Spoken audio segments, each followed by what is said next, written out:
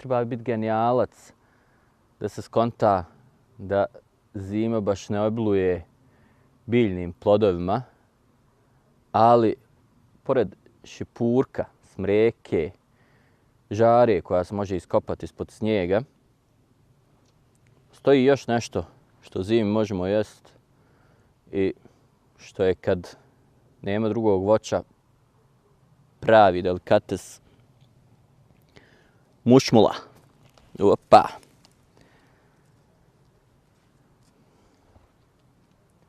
U ljeto i u jesen mušmulu ne bismo ni pogledali, ali u zimu.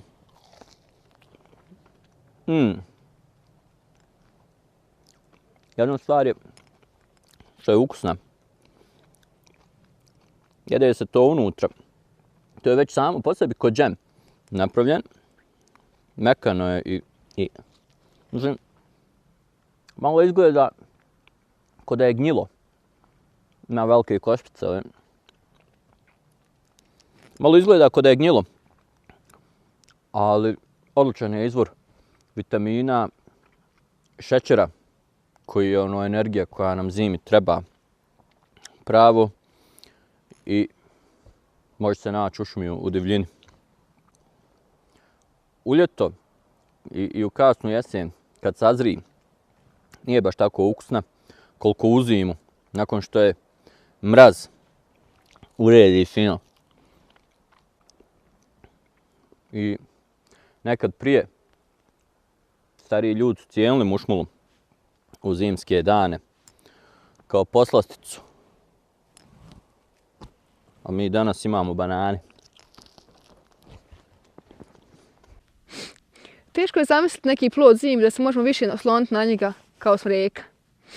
Ona je odlična jer ona tokom cijele godine daje plodove i na jednoj granici možemo naći i zreli plod i nezreli. Taj zreli možemo jest.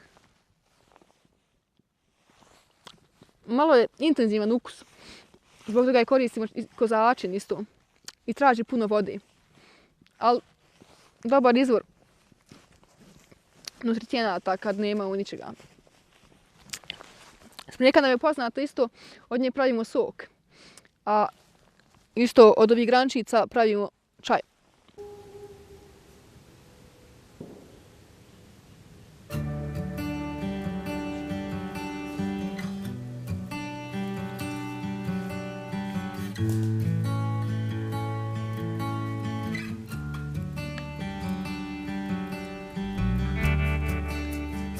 Kad se pakujemo, trebamo uvijek gledati da prostor iskoristimo što je ekonomičnije. Tako da, ako nešto može stati u nešto drugo što nam treba, tako ga i nosimo.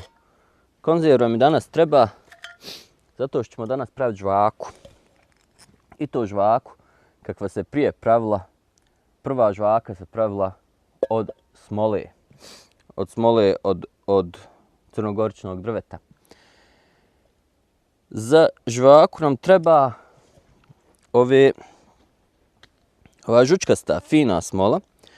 Kad je pocrvenila, kao recimo ova, nju ne uzimamo. I sad skupljamo je direktno u konzervu.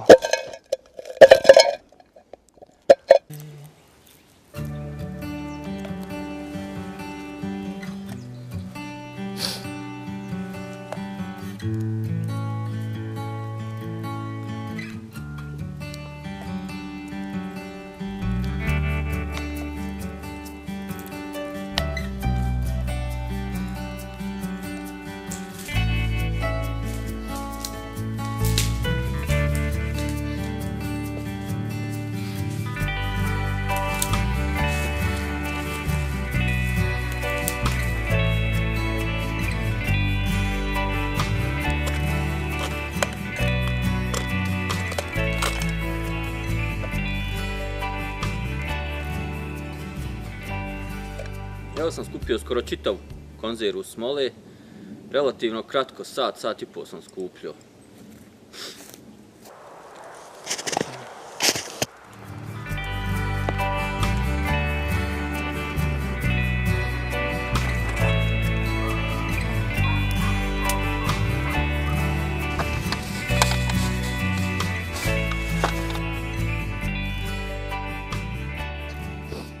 Dakle, šta nam treba za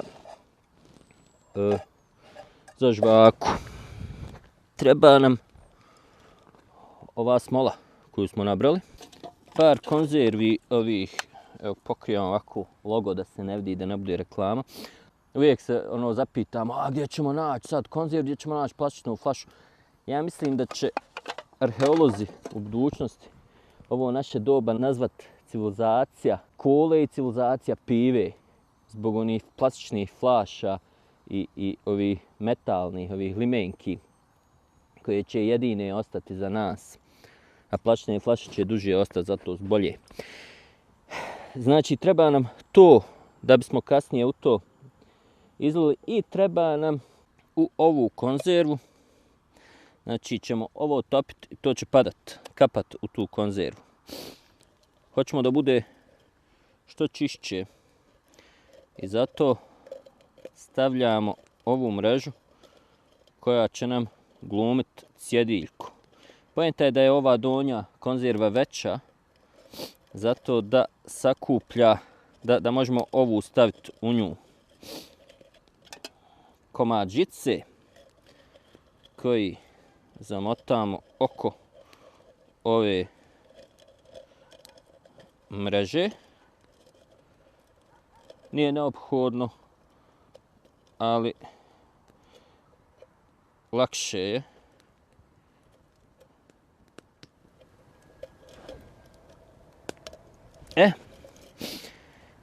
I znači, hop. Vidite kako se koka prepala.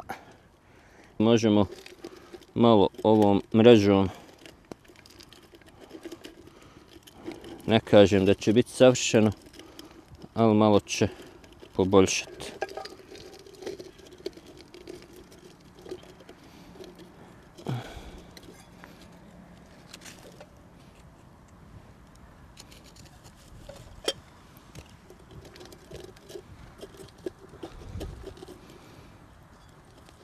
A u međuvremenu od konzerve piva nepoznatog proizvođača Navid će napraviti tacnu u koju će žvaku istresti i pripremiti je za svakodnevnu konzumaciju.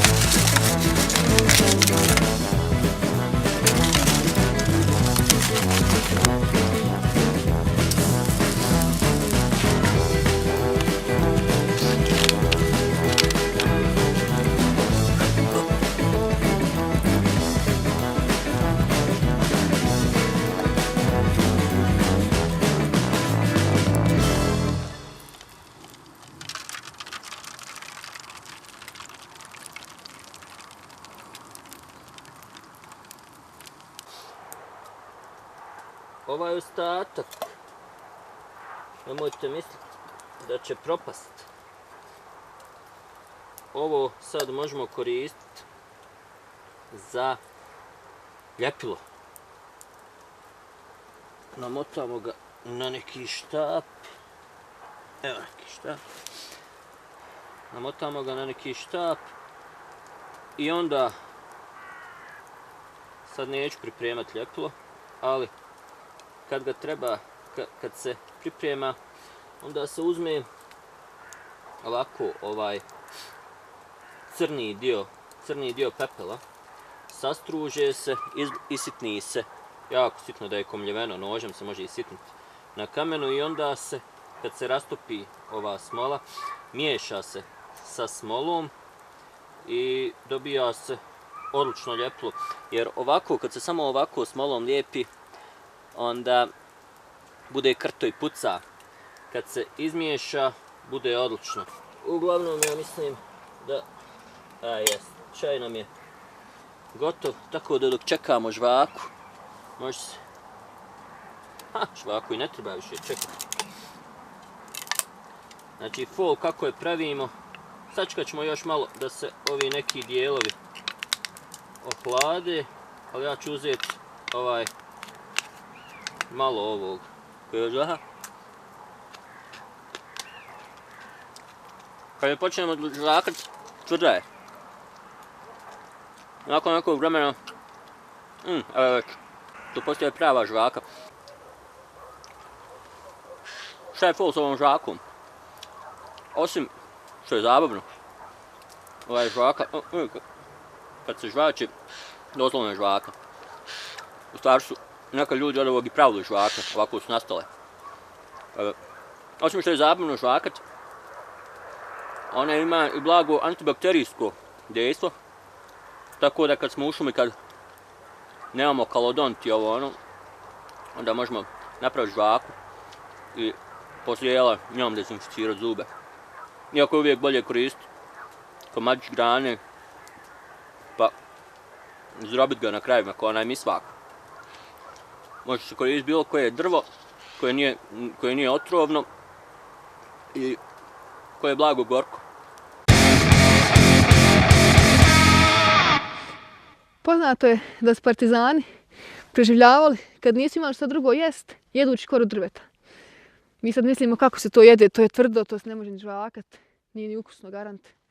Ali to nije kora koja nama treba da bismo jeli. Ovo je mrtvi sloj koji nije ni hranjiv, koji nema ništa. Nama treba unutrašnja kora. Ta unutrašnja kora, kroz nju protiču sokovi koji vode do grančica nutritivne tvari. I to je to što mi hoćemo. Bitno je da uzduž skidamo tu koru, a ne sa strana kao prsten. Inače ubijamo drvo.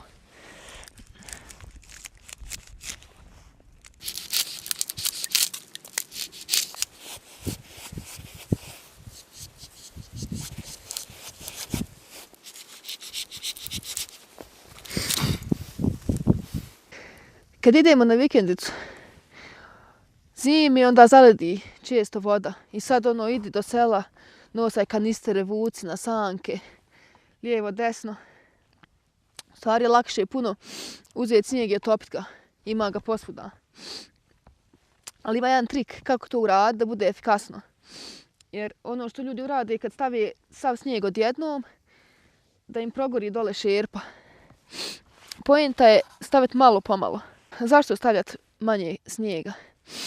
Ako stavimo sav snijeg odjednom, pravo se mali sloj dole stigne da otopi i brzo ispari gore. I onda toplota ostane zarobljena u donjem dijelu posude i ne može da izađe vani i progori dno posude.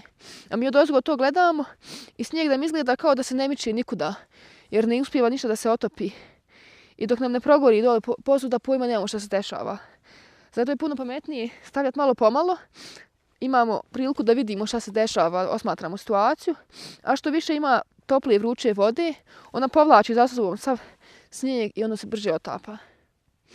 Mi pravimo sada čorbu, zato topimo snijeg.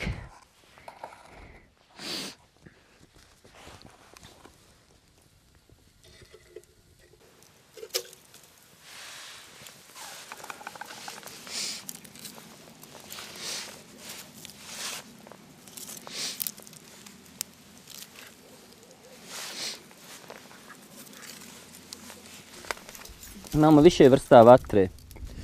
Imamo logorsku vatru, imamo vatru za grijanje, vatru za kuhanje. Kad hoćemo da nam nešto proključa, onda pravimo na vatri na plamenu. Kad hoćemo da tiho, da dinstamo, da se krčka, onda pravimo na žaru. Ima ona priča, kad je onaj vojnik neki se vraćao iz rata nekad davno, i naiđe pored neke babe i sad kako je on gladan, ono, baba, daj mi nešto da jedem. Nemam ja, sine, ništa kod mene, i svi su prošli, svi su sve uzeli. Pa baš ništa nemaš za jel, nemam ništa, pa jesi gladno? Jesam, kako nisam. Pa, hajde ono, da skuhamo, evo ja znam, možemo skuhat klin čorbu. Šta? Imaš li klin, imaš li ekser? Imam ekser. Hajmo ono, klin čorbu skuhat. A kako? Znam ja, hajde, samo ti meni daj jedan veliki lonac vode i clean time donesi, ja ću to napraviti. Hajde, sine, sad babu zanima, jel? Da vidi kakva je clean čorba. I on je pristavio taj lonac, naložio je ispod vatru, nasuo vode. Baba, kad je prokućala voda, baba, donesi jedan luk. I baba ode i donese luk, gdje izreži taj luk. Sad nam donesi 2-3 krompira. Te baba 2-3 krompira. Jel to leće? Leće. Gdje nam donesi leće? Baba leće donese. Malo riže sad, pa riže. Daj nam, kaže, paradajza. Te baba donese paradajza. Gdje nam je taj klin? Evo klin, stavi on klin. I sad to se kuha, krčka, on nešto sjede, pričaju. Kad je bilo gotovo, kad se je završilo, daj nam tanjire da kotaršemo. On skotarstvo, izvadio on onaj lonac, ostavi, onaj ekser, ostavi pored. I pojedu u supu. Još za kraj stavimo koru bora i to se sve krčka još pola sata. Nakon što sam dosta dugo pravio videa o bushcraftu, shvatio sam da najbolje reakcije publike uvijek budu na videa u kojim sam nešto nepromišljeno ili pogrešno uradio. Pa sam se onda morao izvlačiti, improvizovati. I onda sam shvatio da ljudi ipak vole tuđu nevolju. Vole gledat kako se neko pati i na kraju krajeva kako prevaziđe problem. Nisam siguran da bi bilo baš gledana video u kojem umrem na kraju. Pokušat ću i to napraviti nekad. To je ono u kraju su koji znaš pravo.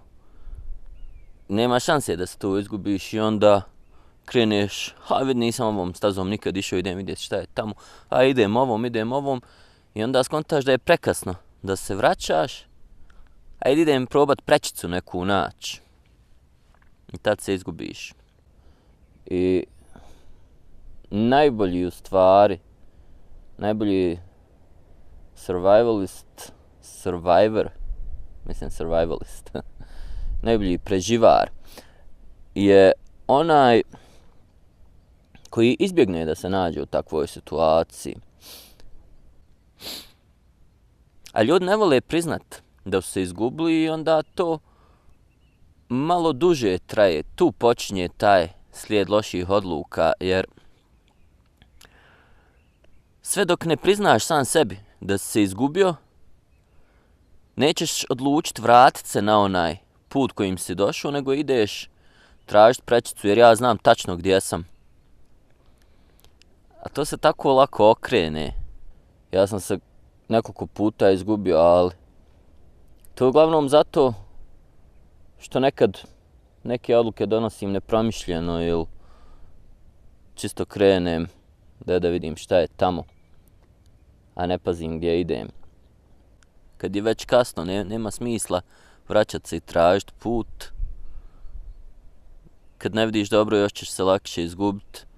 Najbolje je tu se zaustaviti, prenoćiti. Zbog toga meni nije nikad bio naročit problem i nisam imao strah od tog da će se sad nešto izgubiti, jer može biti zabavnije, može biti zanimljivo. Znači imat u džepu neku čakicu i upaljač, šibice, nešto za upalit vatru, to je već dovoljno da nam bude super, da fino provedemo tu noć koja je kao rezultat tih loših odluka. U bushcraftu se upravo pripremamo za neku takvu nezgodnu situaciju u kontrolisanim uvjetima. Serija pogrešnih odluka. Onda sam skontao da to zvuči ko neka narodna pjesma. Ti si bila moja serija pogrešnih odluka. Ti si bila... Moj život je serija pogrešnih odluka, a ti si njena zadnja epizoda.